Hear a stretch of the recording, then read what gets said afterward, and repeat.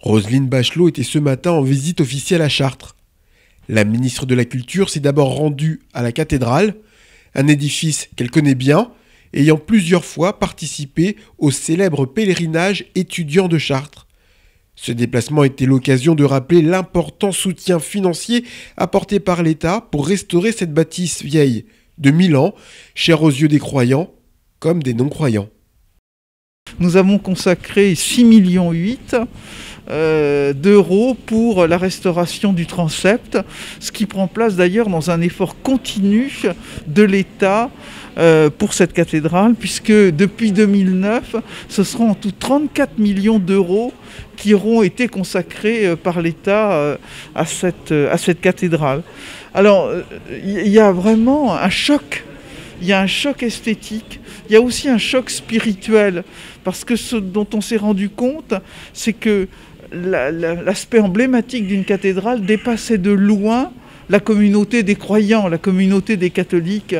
Et il suffisait de voir, au moment de l'incendie de Notre-Dame de Paris, des gens qui n'avaient jamais prié, qui priaient sur les quais de la Seine. Et là, c'est la même chose pour Chartres. Il y a des millions, il y a 1 million de personnes qui viennent dans cette cathédrale. Certains croient au ciel, certains n'y croient pas. Et pourtant, ils se retrouvent dans ce qui est, comme Peggy l'a dit, un poème de Pierre. Tour de David, voici votre tour Beauceronne, c'est le plus bel épi qui soit jamais porté, le plus beau fleuron dedans votre couronne.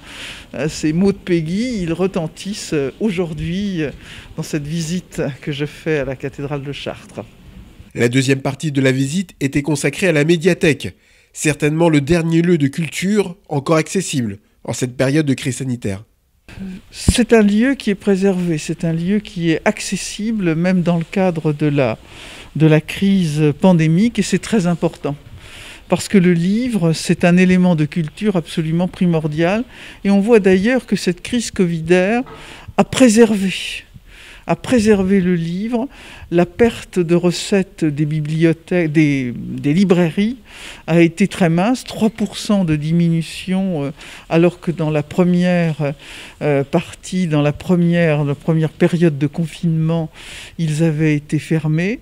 Et grâce aux aides de l'État, elles ont pu ainsi continuer ce rôle de commerce culturel, de lieu culturel de proximité. Mais il y a tout un réseau autour du livre. Les médiathèques, les bibliothèques en font partie. Dans le plan de relance, il y a un plan sur le livre extrêmement important de 54 millions d'euros pour aider toutes sortes de structures.